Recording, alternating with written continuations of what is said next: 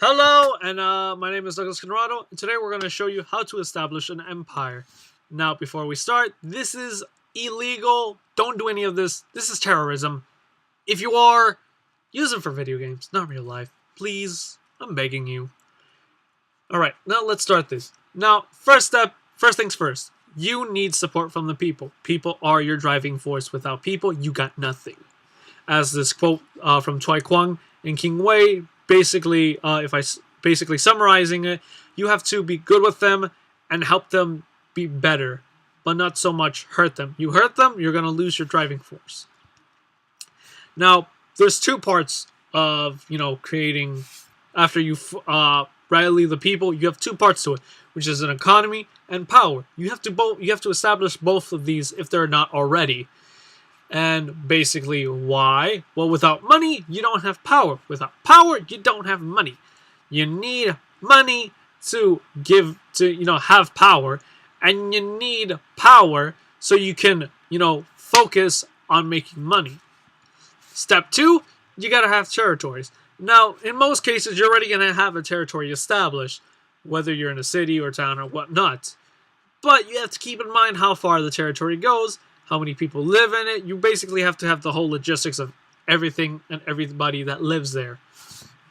Step three, now depending on the situation in which you are becoming a leader and leading your empire, there are three things that could be happening. You're either being oppressed, you're either at war with another faction, or you just, got elected into office, or your father died, or mother, or you just found out you were king or something, or queen.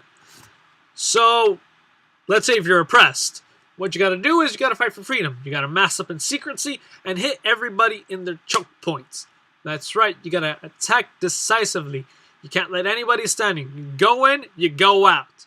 Make sure nobody takes too many casualties, and you're good. Now, let's say you're at war with yourself, or with another faction. Well, pretty much the same thing. Massing people, attacking, hard points, but you gotta have a good supply of men, food, and money. Without those, you can't really drive them. I mean, you can drive them to, fight for you for the idea, but they're gonna need something in return. Now, let's say you just inherited the place. What's up? There's really not much to do, but other than being a good person, you have to be bigger and greater. You have to also understand there's going to be a turmoil. People are not going to look at you like, oh, God. They're not going to look at you happy. They're going to think, oh, this guy's probably going to suck. He's probably going to... So, you got to basically be better. That's how it goes. Step 4, economy. That's basically the basis of everything. You got to keep it good. You can't overuse it. You can't keep taking money out. Why? Keep taking money out, you don't have any money for future plans.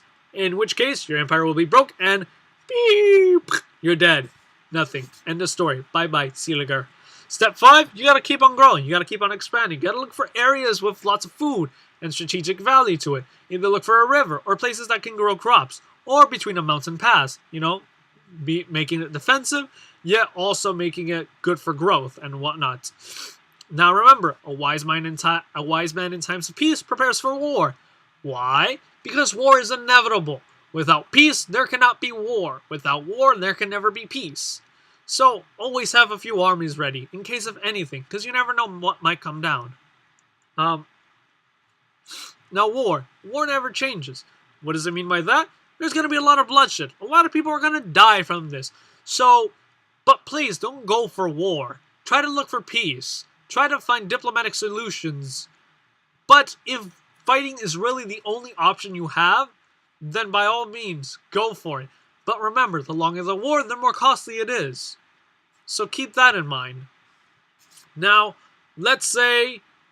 Now, there's two options here at the end of the war. If you win, good. You just build up back your forces, finish exterminating the rest of the people, or adopting them, depending on the way you want to go with it. But if you lose, well, this is the last slide for you.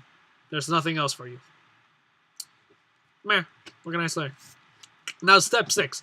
By this point, you should have a good enough established an empire on the war, the peace, the trades of everything that you've been doing.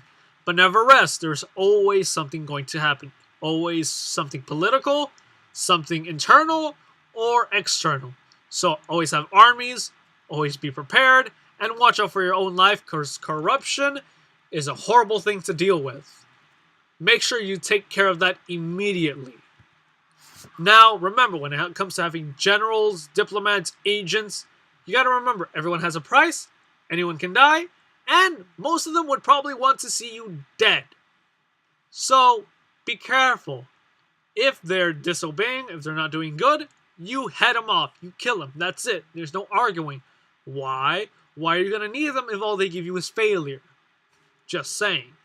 Now, step 8 is governing the people. You have to govern them with a righteous rule. If you hurt them, it is only going to hurt yourself in the long run because they will want to revolt against you. And also find a good balance when it comes to taxing them. Well, yeah, you need money, so you're going to be taxing them. But don't do it too much because you're going to get a lot of money, but they're going to kill you. You do it too little, they're going to love you, but you're not going to have enough to fund the armies. Now, if you add it all up, you should have a healthy empire up and running. So it's up to you to how to rule it. Woo! Yay! Now the last steps to partake is you got to be ready for your death, which could be any day or any time. So make sure you have children. If you don't have children, then make sure you have a good brother, sister, uncle, cousin that will probably take your place because they could probably run your empire to the ground.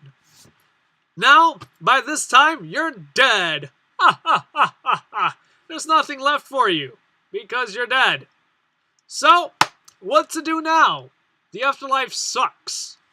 Well, there's nothing more you can do. Your empire either keeps on going or it loses. And remember, those who do not learn from history are doomed to repeat it. So, keep that in mind. You'll be good and everything should go planned. If not, well, I'll see you in the history books. Thanks, and I hope you all have a wonderful day.